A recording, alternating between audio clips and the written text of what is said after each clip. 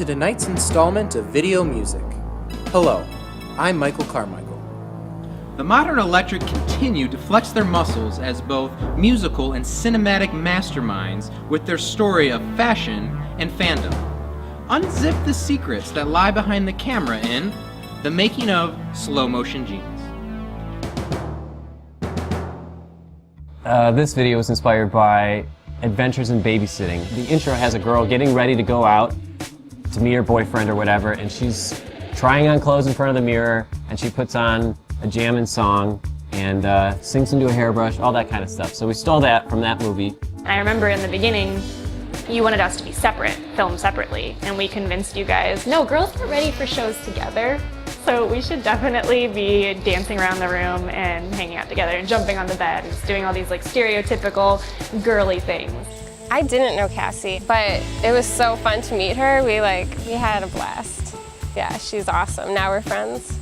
I had an idea if we go around to different thrift stores, buy some nice vintage Levi's, and repurpose them, rip the label off, and put our own label on. Yeah, we could sell our own slow motion jeans at the merch table. Are you guys interested? Comment below. Yeah, if you're interested, comment below. I was really impressed that you guys actually made cute little slow motion jeans patches for our jeans. However, when we didn't have a really good way to adhere them to the jeans, so mine kept sort of falling off.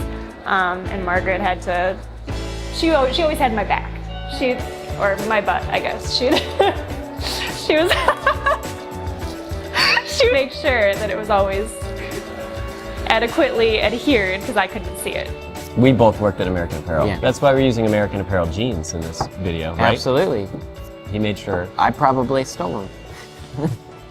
No, we won't use them. We will. No, because if I go in there now, they're gonna think that. No, you will use that. They were giveaways. My favorite, most interesting part of shooting that video, I guess getting that inside look of Garrett's world, I think. Because that was actually shot in Garrett's room. And when we walked in and I saw that giant record holder display that you'd see like at an FYE or a Camelot if you're old enough, was just like blew my mind. I'm like, wow, that is awesome. Another surprising thing is Garrett sleeps on a twin-size bed. All you ladies out there who's wanted to get in Garrett's bedroom, the way you could get in there is watch the video. That's Garrett's bedroom. Yeah, that was my bedroom that the male dancer was in. He was the one like licking my stereo and trying on my clothes. He's a much bigger guy. He was stretching out all my clothes, and that was my room.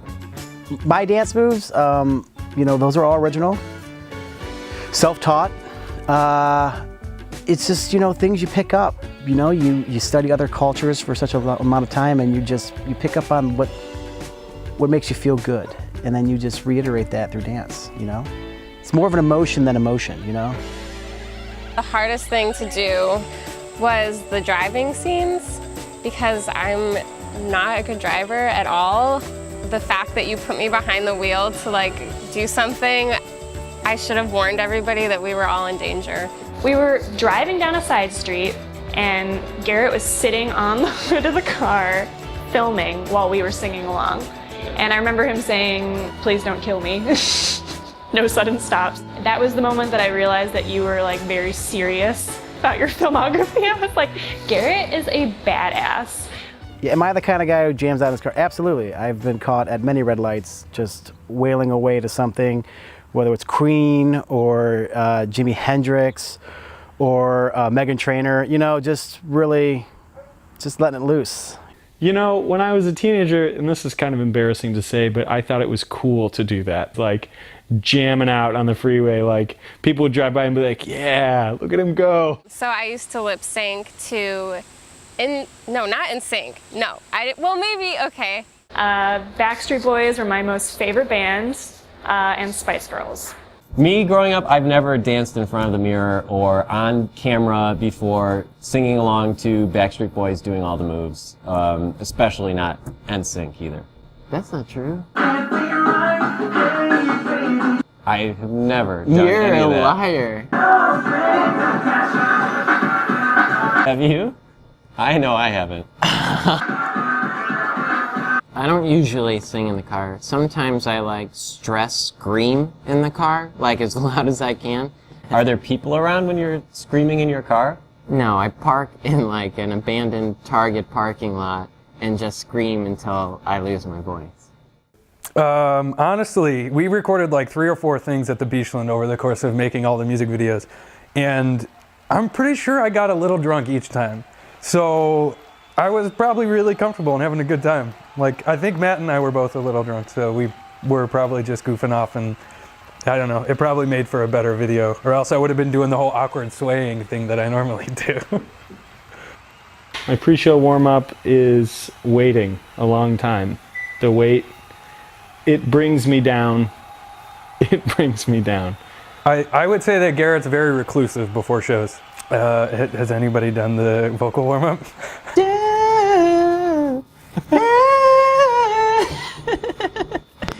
That's my vocal warm-up. My warm-up is a little different. I'm breaking the first rule talking about it, but I go find an alley in any neighborhood that we're touring through.